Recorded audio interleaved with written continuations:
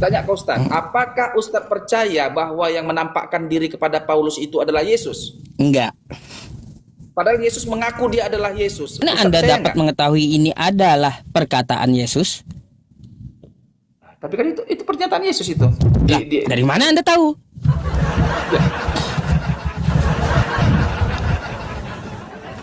Jadi siapa yang mengubah, siapa yang menambahi dari 9 sampai 20-nya? Baiklah kalau kayak gitu. Emangnya apa yang mau ditanyakan? Mengenai judulnya Ustadz ini, apa ini? Titelnya ini, Kristen Pembangkang Yesus. Kok bisa? Kenapa bisa? Apa dasarnya Ustaz? Kristen Pembangkang Yesus tanda tanya. Mari kita cek. Kalau gitu ya, terbukti atau tidak, betul kan? Okay. Pertama Bang, ya, Yesus menyuruh menyembah Allah di Lukas 4 nomor 8. Lalu Kristen nyembah apa? Kristen menyembah Yesus. Nah, kan beda dah. Kata Yesus, sembahlah Allah, hanya kepada Dia saja engkau berbakti. Lah kau sembah Yesusnya. Bang, udah itu Bang. Ya, udah baru 1 poin udah kena gitu. Nah, Yesus berkata, sembahlah hanya kepada Tuhan Allahmu. Ya kan? Iya. Ebola judol. Baik. Thank you teman-teman. Blokir judol ya. Ustadz kan tahu bahwa Yesus itu kan adalah Allah bagi kami. Mana nggak ada pengakuan Yesus aku adalah Allah. Iya, kan kita kan berdasarkan daripada kitab suci masing-masing. Bahwa Yesus itu adalah kepenuhan jasmania Allah, kan begitu. Oh, di mana itu? Dia adalah Allah. Yesus adalah Allah tertulis di mana itu, Bang? Ngarang abang ini ah. Iya, mana ayatnya? Yesus berkata, "Aku adalah Allah" itu di mana? Yesus nggak pernah mengatakan secara eksplisit bahwa dia adalah Allah. Nah, berarti jangan mengada-ngada tentang Yesus. Kalaunya dia nggak mengatakan secara eksplisit, nggak usah dikatakan. Berarti Anda asumsi atau dusta jatuhnya. Kan 2 itu aja larinya. Oh gitu. Berarti hanya karena Yesus tidak mengatakan dia adalah Allah, hanya karena Yesus tidak mengatakan dia adalah akulah Tuhan, sembahlah aku atau begitulah, maka dia bukan Tuhan, begitu. Jika dia tidak mengaku dia adalah X atau sebagai ini, maka dia bukan itu, begitu. Logika. Karena Tuhan para nabi menyatakan dirinya, aku adalah Tuhan. Oke, berarti Pak Ustadz lebih mementingkan artinya butuh pengakuan ya? Jelas Bang. Gini aja secara logika, Anda dengan saya tentang diri saya yang lebih tahu daripada Anda. Kan gitu. Maka dari itu saya yang tahu, maka saya yang bikin pernyataan. Oke, sekarang andai kata Ustadz Yesus mengaku bahwa dia adalah Tuhan, apakah Ustadz akan percaya bahwa Yesus adalah Tuhan? Ya iya, kalaunya ada dia mengaku ya secara eksplisit, aku adalah Tuhan, baik, percaya. Ustadz, apa? Yesus mengaku kepada Paulus. Kepada Paulus. Kapan ketemu Paulus itu Yesus? Kita gini Ustadz, aku pegang cakapmu bahwa sebentar gini. Karena Yesus tidak pengakuan itu penting untuk dijadikan kepercayaan. Kita yakin karena Yesus tidak mengaku dia Tuhan, pengakuan yang nggak ada, maka dia nggak Tuhan. Oke lah, ada pengakuan Yesus ketika menampakkan diri kepada Paulus. Dia berkata begini, Paulus bertanya, siapakah engkau ketika perjalanan ke Damaskus? Yesus berkata, aku adalah Yesus yang engkau aniaya. Aku tanya ke Ustaz, apakah Ustaz percaya bahwa yang menampakkan diri kepada Paulus itu adalah Yesus? Enggak. Padahal Yesus mengaku dia adalah Yesus. Ustaz percaya nggak? Enggak. Tadi Ustaz kalau dia mengaku dia Tuhan, Ustaz percaya kalau dia Tuhan? Lah, dari waktu dia diutus ke muka bumi bentuk manusia, dia mengucapkan aku adalah Tuhan kepada sahabatnya, kepada murid-muridnya. Baru saya percaya. Kalau dia ketemu Yesus, Yesus ketemu Paulus, lalu ngaku cahaya itu aku adalah Yesus, nggak percaya saya. Kenapa saya nggak percaya?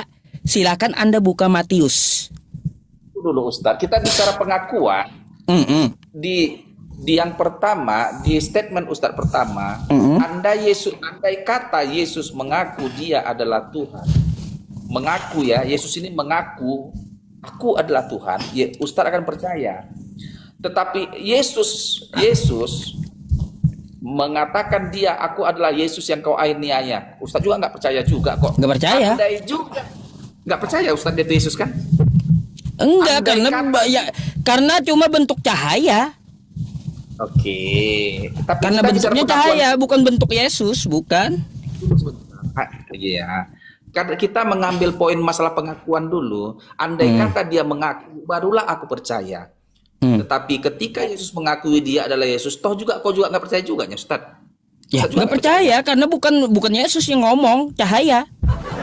Jadi gimana sih? Yang saya maksud itu Bang, kayak gini sama Anda ya, Bang Immanuel. Pengakuan Yesus ketika dia diutus berbentuk manusia, dia mengatakan aku adalah Tuhan. Kalau bentuk cahaya semua pun bisa gitu.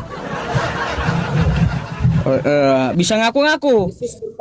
Oke, gini Ustaz lagi. Aku mau kita pegang poin pengakuan Yesus. Apa yang diakui Yesus, apa yang dikatakan Yesus dalam kitab Matius, Markus, Lukas, dan Yohanes. Percayakah Ustaz dengan pernyataan Yesus yang di Alkitab? Kalaunya pernyataan Yesus yang yang belum diubah-ubah, ya saya percaya gitu. Kalau pernyataan Yesus yang belum diubah-ubah, Ustaz percaya ya. Tapi kalau pernyataan Yesus yang sudah diubah-ubah, Ustaz tidak percaya. Ngapain diubah-ubah pernyataan Yesus? Coba. Bentar. Dia itu kan banyak itu pernyataan Yesus di Alkitab itu, dia kitab Matius, Markus, Lukas, Yohanes itu. Yang mana yang sudah diubah Ustadz, yang mana yang belum diubah-ubah? Oh, baik. Anda mau melihat yang sudah diubah? Yang mana yang sudah diubah? Baik. Nih, ya. Saya tunjukkan sama Anda yang diubah ya. Sabar ya teman-teman, saya tunjukkan satu aja dulu ya. Satu sebenarnya ratusan. Sabar ya teman-teman ya. Oke. Bang, nih mari ya kita lihat. Nih lihat ke layar ya. Markus ya. Oke. 15 Markus 16 ya, 16 ya. Bab 16. Markus 16. Ayat 1. Oke. Kita lihat ayatnya nih, ya. Ada berapa nih? Ada 8, betul? Ini Kodeks Sinaiticus ya. Ini rujukan Kristen dunia, ya, Kristen dunia merujuk ke sini, kodeks tertua gitu. Nah, ini Markus 16 cuma 8 ayat. Coba sekarang kita lihat nih ya di Alkitab, oke? Kita cari Markus nih 16 nih. Ada berapa ayat? Berapa ayat itu? 20.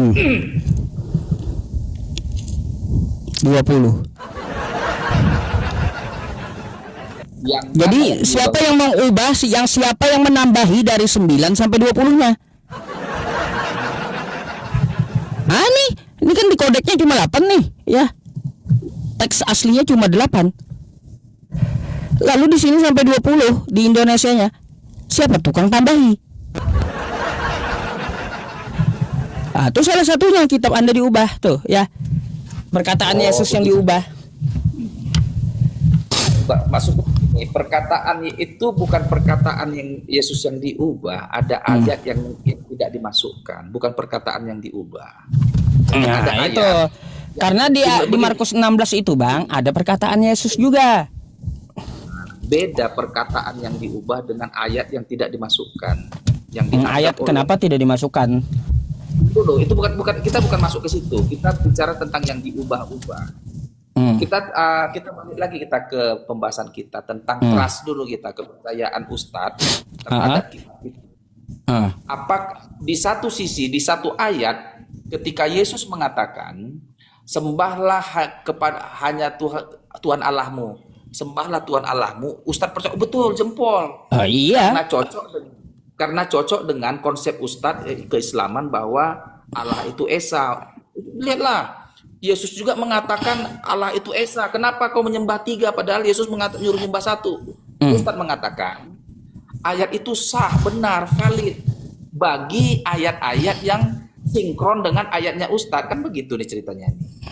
Tetapi ayat-ayat yang tidak sinkron, Ustadz mengatakan itu palsu. Nggak boleh begitu seharusnya.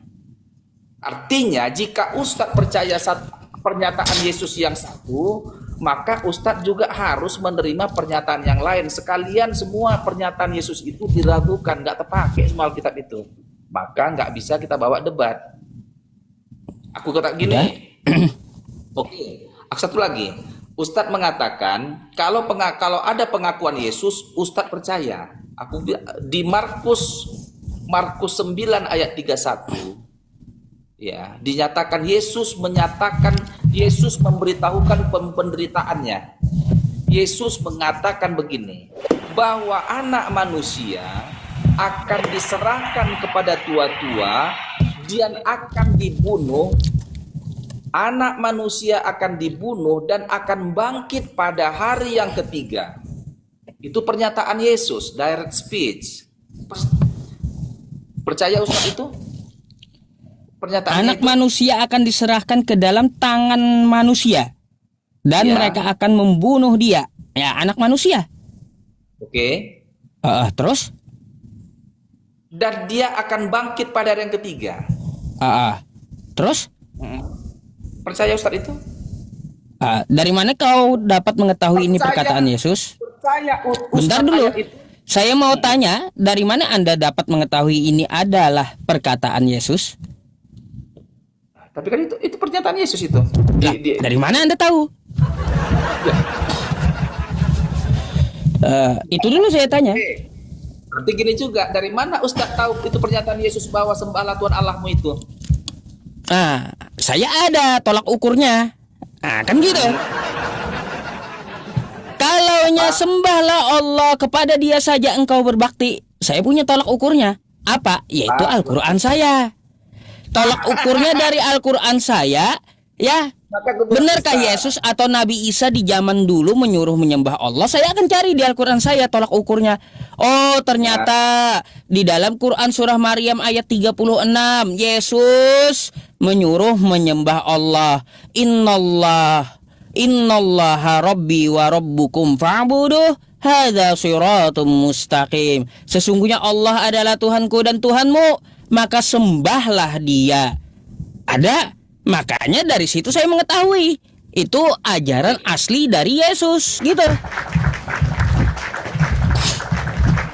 Ada tolak ukurnya saya. Kalau yang ini dari mana Anda tolak ukurnya? Mengetahui ucapan ini betul ucapan Yesus. Berarti gini Ustaz, tolak ukurnya adalah Al-Quran, kan begitu? Iya betul, karena Al-Quran seperti apa? Al-Quran itu Bang ya adalah kitab hukum dan kitab verifikasi. Oke, berarti gini Ustaz, kesimpulannya ayat-ayat yang ada di Alkitab itu benar sudah diganti atau diganti, haruslah yang sesuai dengan Al-Quran, benar? Bukan masalah ayat Alkitabnya, bukan keseluruhan ayat dari yang diajarkan oleh Yesus. Kalau kami nggak peduli Bang, yang tulisan Paulus, tulisan Yohanes, tulisan Matius, kami nggak peduli itu. Tapi apa yang kami peduli itu, yaitu ajaran para nabi yang diajarkan oleh Yesus itu sendiri gitu loh. Nah, itu yang kami peduli. Apa yang dikatakan Yesus? Yesus menyuruh menyembah Allah ada di Quran. Yesus berkata bahwa Tuhan itu Esa. Ada di Quran. Nah, gitu. Yesus berkata, dia diutus untuk Bani Israel. Ada di Quran. Ali Imran ayat 49. Wa rasulan ila Bani Israel. Dia diutus untuk Bani Israel. Ah, gitu.